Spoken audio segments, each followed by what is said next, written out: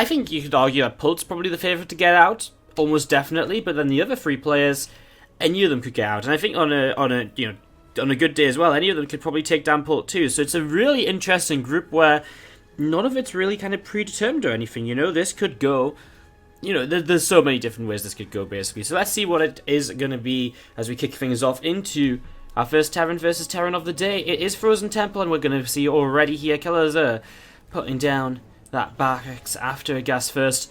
Same thing for Polt across the map. As we introduce our players to top left, it will be the red Terran player from Root Gaming. It's Kelazhur. And down to the bottom right hand side, the blue Terran player from Team Envious. His teammate advanced through to the playoffs yesterday. Violet, of course, going through the group over players such as Gumiho. And who else did he play yesterday? Gumiho and Bly didn't go through. He went through with Neeb. He actually went through in first place. It was a great performance from Violet yesterday. Let's see if the Envious duo can both make it to the playoffs in first place. As to the bottom right hand side, our blue Terran player, it's Polt. Ba -ba. It's so crazy how different the StarCraft music can be. You can have some really epic sounding pieces sometimes, then sometimes you get some really quiet, like laid back pieces that you can barely even hear over the sound of like Marines like shooting and stuff. It's crazy how much it varies. As you do see here early on, just Kelazhur opting to scout. Polt decides not to scout here, as he actually is going to go for a Reaper Hellion build, or at least he's going to go for one Reaper initially. You'd imagine a second Reaper and probably Hellions too, with a starport coming down after the factory finishes. So something along those lines, which means he has plenty of chances to kind of pick up information anyway, so he doesn't necessarily need to go SCV scouts, just keeping all his SCVs, man, that little bit of an extra economy boost. Now Kelazhur went gas first, so he's gone for a fast factory, alongside now his own Reaper after single Marine, but only one gas, which means he does want to expand, and that's exactly what he's going to do right now. And Kelazhur going to start a Hellion. I was going to say maybe he wants to do something like start a Tech Lab and go into a Cyclone, but I guess he could just play like a defensive Reaper Hellion with a faster expansion, and that could actually play out quite nicely for him. I wonder if if what he builds here is very dependent on what he actually scouts. He will build a Tech Lab, so I think he is going to go for a Cyclone here anyway. So yeah, just wants to get the Hellion out first, the Reaper. Okay, well that makes a little bit more sense. No, second Hellion. So no Cyclone just yet. Is he going to go for a fast stim? I mean, seeing a Tech Lab as the first add-on of the game is something you don't oftentimes see. Usually there's a reactor involved, so intrigued to see. I think you will just lift and... yeah, it looks as though it will be a Cyclone early on. Okay, a couple of Reapers and a Hellion from Polt, just checking the front right now. They don't see too much, and they're not going to commit up the ramp just yet either. As Polt's starport finishes, he's going to start going in towards the Liberator as well. This is one of the many ways in which you can kind of go forth with your starport units, or with your starport in this build order. You can go Cloak Banshee, you can go for Medevac. It's actually interesting because a lot of people don't like the Liberator because they feel it's so easily shut down by like a Cyclone or Viking. Some people are saying, well, even if they have a Cyclone or Viking, if you distract them at the front with the Reaper Hellion, then the Liberator can still be very effective. Some people just prefer the Cloak Banshee, even though it's more of an investment. Some people like the Medevac to just be aggressive with the Reaper Hellion and try and catch their opponents off guard. We'll see what comes up after the Liberator. We'll see if this... I mean, it could be a Viking. It could actually still be Cloak Banshee. Polt has a lot of gas in the bank. His own expansion starting up on the natural right now. Because just sitting defensively at home with those couple of Hellions and with that Cyclone as well.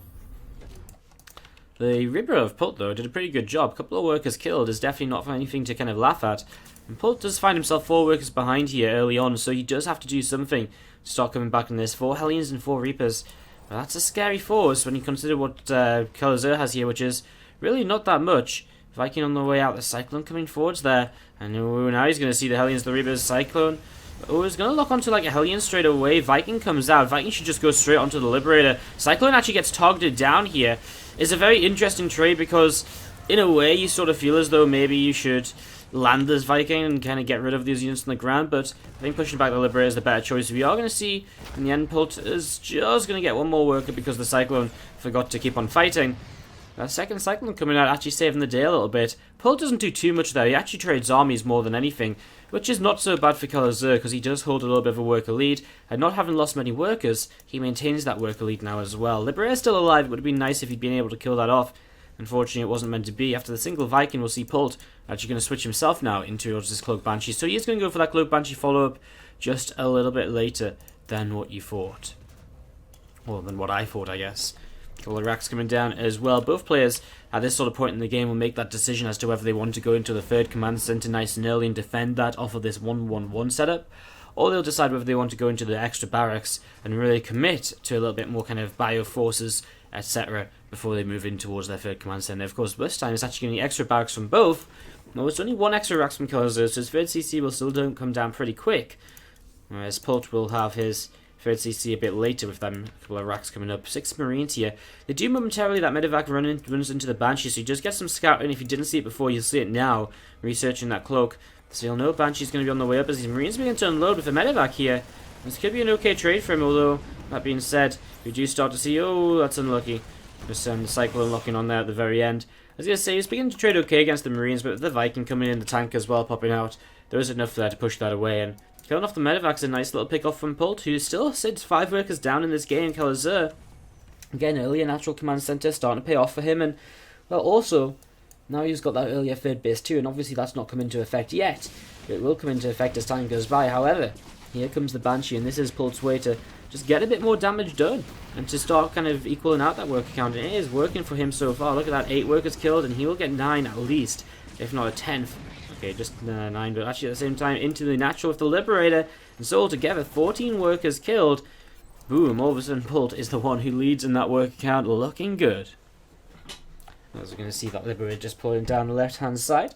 You're going to see another Banshee up towards the main base, so Polt going to keep on the aggression. This time around it's going to be a little bit different. There's going to be a couple of turrets finishing up very shortly, so there is going to be something a little bit more so to kind of deflect this Banshee. Polt still working with a faster third command center, something which will again maybe help him to recover from some of these losses. That ooh, I see we went down just in time. As whoa, unlucky. The Banshee is just going to get away on 1 health, so a little bit unfortunate there.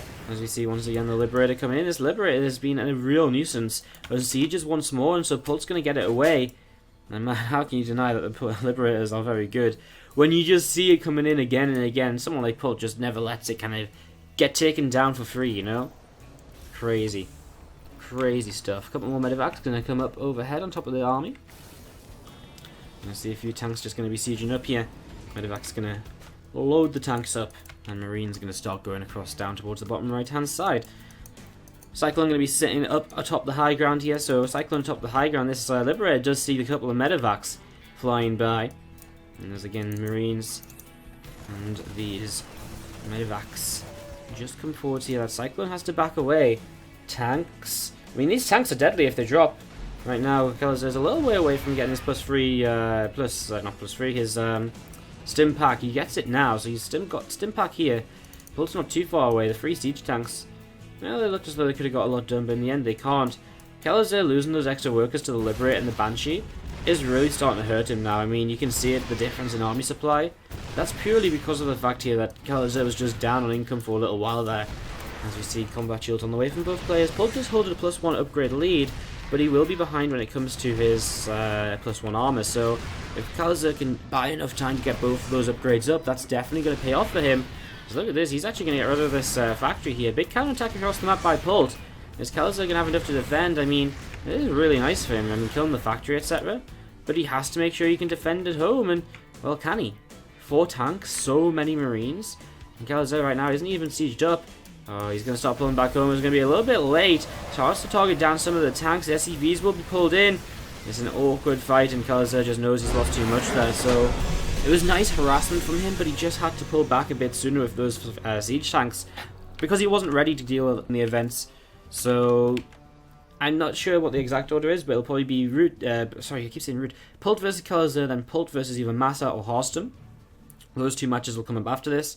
And there'll be a mixture of Harstum versus Massa, Harstum versus Kelazhur, and Kelazhur Massa to finish the day as well. To top left hand side, the blue Terran player from Envy is going to be Polt. Looking good. As you have down to the bottom right, the red Terran player from Root Gaming is Kelazhur. This is indeed the first series of the day, Mr. Kunle. It is fortunate timing that GSL has just finished up. You know, it's worked out quite nicely, really, hasn't it? So yeah, you can see racks are coming down from both players after the gas. So gas first from both once more here as we look towards aggressive openings. Kelazhur going to be the one this time around who actually takes the second gas. So the second gas getting taken here almost immediately, and so Kelazhur, dramatic change up from his build order in game. number 1, where he just went for the 1 gas for a little while. Changes up quite a lot here, actually. So that gas is starting to be saturated. A few extra workers starting to jump in. This barracks going to be finishing up very shortly as well.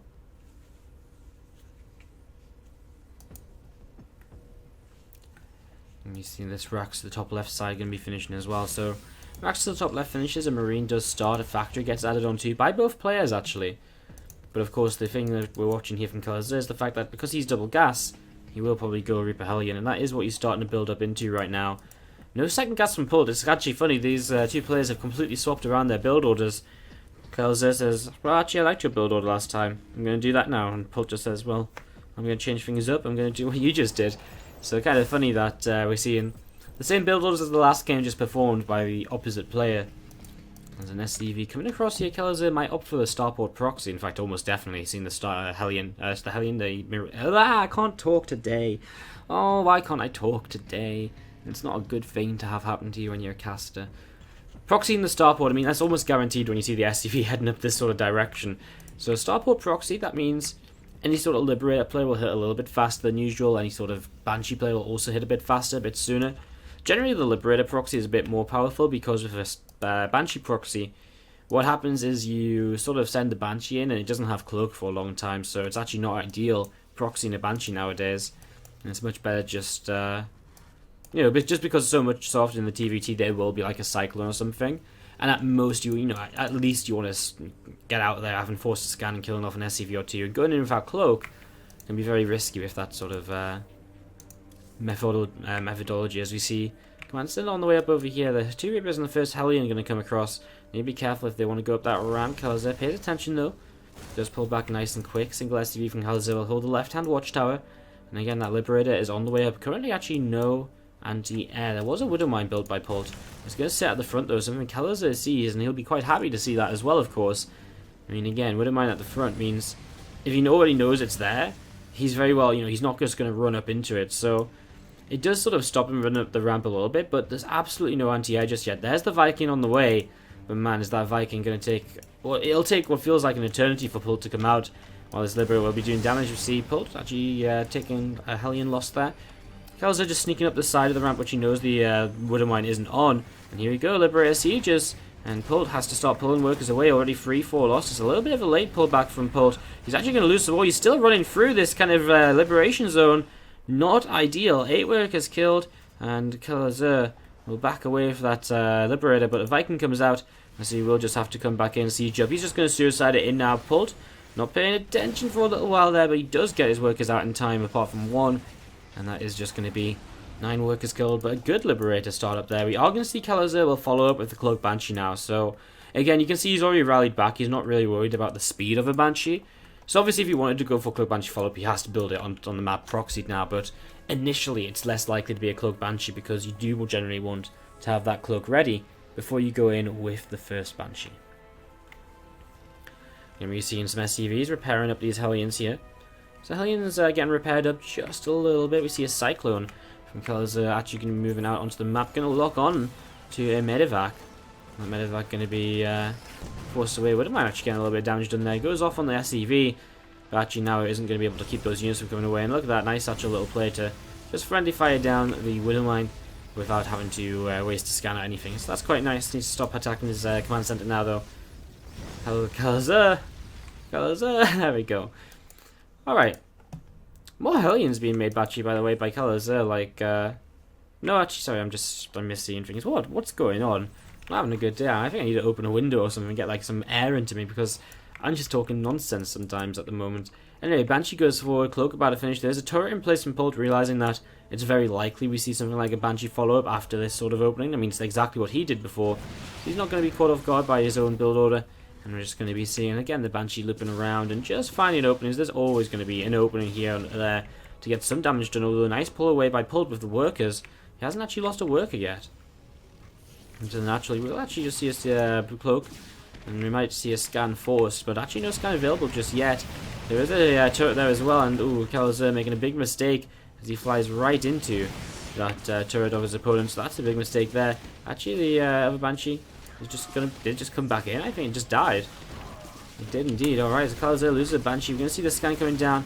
Marines will be fought against there. Not the best Banshee at all, as we see now coming across the map. The Banshee of Polt is looking to get some damage done. In fact, he's already got one Banshee across here. His second Banshee comes in now and will start to actually get some damage done. They've only picked off Marine so far. Now they're starting to get work kills though, and two Banshees together getting quite a lot done. I say quite a lot. I mean, they got a ton done. A bunch of Marine kills, some SCV kills too. And Polt does take the worker lead off of this in the early stages of the game. Starport going to back off, come back home from Kelazhur. Probably just go into some medevacs in the near future, but well, just going to take a while for him to float back still, so that's a bit of a negative side effect to having proxied that starport earlier on. As we see Polt this time going to go for a big switch up. Now he did go for 3 racks and then his third CC last time, but this time it's going to be 5 barracks on the way from Polt, so 5 barracks coming up. That's a very aggressive, committed 2 base. Kelazhur is once again going to go for the third CC, so again 2 racks into the third CC from him is very similar to what we saw last time around. And Starport going to land in part of the wall even though part of the wall isn't, you don't necessarily want a wall in TvT, it gets blown up very easily by tanks, but he's going to land it towards the front just so he lands it as soon as possible. But it is very vulnerable there, so you just have to be careful because the starport is not something you just want to be losing at any point in the game. So reactor does start to build. We'll see a couple of gases being taken over on the natural. Hellions come around this right side and they will go in towards the third base. They actually may deny this here for a little while. This CV going to go down. So the Hellions from earlier in the game, they didn't really get too much done earlier. They traded a little bit early on, but not too dramatically, and well, they're going to back away now. It's just still being used here, just to be annoying. And again, pulled up to 5 racks early, so you will still be able to put on a lot of pressure, even if he has got a third command center behind this. So third CC continues to come up. A scan here will reveal those Banshees. Sort of interesting. There's nothing actually in position to fight those, so not sure what exactly the cause of that scan was from Kelazhur. You can see Polt come back in again from a distance. You can just pick down 1 worker, 2 workers, 3. It just happens so quickly when when there's 2 Banshees together. It's sort of one shot. They do damage nice and quick here. Kelazhur gonna have slight advantages though. He's gonna have a faster combat shields and a faster +1 attack. If he just had a couple more medevacs, in fact, he might just go with 4 medevacs with these 4 tanks as well. Because honestly, with combat shields and a +1 advantage, it's a huge lead that he can get. That he can work with here. So I wouldn't be surprised to see him trying to get something done in the very near future. He's actually going to load up a drop. I just feel as though it's kind of weird because Polt was the one who built up more aggressively, but Kelazhur just has those upgrades to actually really utilize for himself. So I really feel as though he could have used those there a little bit. So just going to be seeing the medevac here from Kelazhur, just moving around a little bit. So we're going to see what's going on. When she comes back home, he's just going to siege up a couple of tanks. Maybe he does start to move across the map, but he's waited quite some time, and so the upgrade timing window is starting to dissipate. It's not going to be there for much longer. You can see combat shields is 30 seconds away, +1 is 30 seconds away from Polt, so there's only half a minute for Kelazhur to make something happen. It's actually Polt, the one who's moving out onto the map, getting ready to use his own upgrades. Coming down this right hand side, looking as though he's going to set up a siege on towards the natural expansion. It's a very difficult position to fight against, even with that high ground advantage. It can become a real chore, as we're going to be seeing Polt here, recognizing that his opponent's army is in position there. Kelazhur did see with his Cyclone units coming in this direction. We're going to see tanks do drop off. Ooh, it's not good from Polt actually initially. He loses 1 tank for none so far. However, he is in a good spot now to keep on pushing forwards, to keep being aggressive. A couple of SCVs go down. Kelazhur has to pull those workers over towards his third base instead. Look, Banshees coming in. Apparently there's no scan available. I mean, there's a turret, right? But the Marines can't move far enough forward to get rid of those, so that's a little bit frustrating. The tanks took a lot of damage there straight away, and well, Polt is just bullying himself into good positions here in game number 2 of this best of 3 series. Our first best of 3 of the day. There's a tank going down again. These 2 Banshees are just doing so much. They're going to force SCVs to start repairing the command center now as well.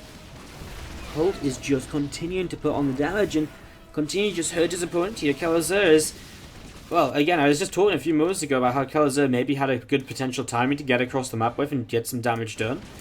And now all of a sudden here we are talking about Polt just in a great position where he can't really be broken. Kelazhur missed his timing window. And now, I mean, Kelazhur is sort of sat back defensively. I mean, it's annoying the damage he's taking, but he is defending. He's not dead. which I guess is always important to note. And he does have a counter attack coming in. Look at this though. Polt has a planetary fortress on his third base. Like how?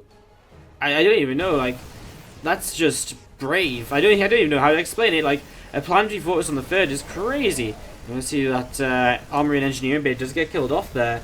The tanks have got a chance to siege now on the high ground, so he has to be a little bit careful with how he moves. That third orbital, his orbital being a third base, his third base being an orbital really does help him out, of course, because having a third base as an orbital rather than a planetary means you just have lots more mules, but it doesn't protect you from attacks like this. So Polt, here we go. Marine's going to start simming in. Of course, Kelazhur is still completely focused towards his natural expansion, so he's not ready to deal with this at all. As we're going to see, he'll probably just take down the turret nice and quick, and he actually doesn't need to if he doesn't keep his medevacs in range. Boosts away, then comes back in. A little bit of a mistake. Gets rid of the turret now, and that CC is starting to drop. Marines start to stim in. He might just suicide on the command center. He does. Third base goes down. 22 workers in the last few moments as well. And this is starting to become a little bit of a disaster here from our Red Terran player, Kelazhur. Is just taking so much damage. We see another tank starting to fall, getting low on health. That has to be repaired now as well. When does Kelazhur catch a break in this? I just don't know. A scan comes down, he gets rid of the Banshees finally. He's been working towards that for a long time. But now he's without a third base. Polt has his own third, which is very well protected. His 2-2 upgrades begin. So he's a little bit behind in upgrades right now, but it might not matter just because of sheer numbers. He commits onto the natural expansion.